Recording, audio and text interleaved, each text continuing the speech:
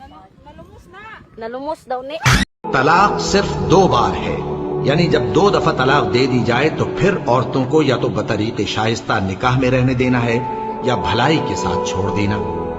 और ये जायज नहीं कि जो मेहर तुम उनको दे चुके हो उसमें से कुछ वापस ले लो। हाँ, अगर जनो शौहर को खौफ हो कि वो अल्लाह की हदों को कायम नहीं रख सकेंगे तो अगर औरत खाविंद के हाथ से रिहाई पाने के बदले में कुछ दे डाले तो दोनों पर कुछ गुनाह नहीं। ये अल्लाह की मुकर्रर की हुई हदें हैं, इनसे बाहर न निकलना। और जो लोग अल्लाह की हदों से बाहर निकल जाएंगे वो गुनाहगार होंगे। फिर अगर शौहर 2 तलाकों के बाद तीसरी तलाक औरत को दे दे तो उसके बाद जब तक औरत किसी दूसरे शख्स से निकाह न कर ले उस पहले शौहर पर हलाल न होगी।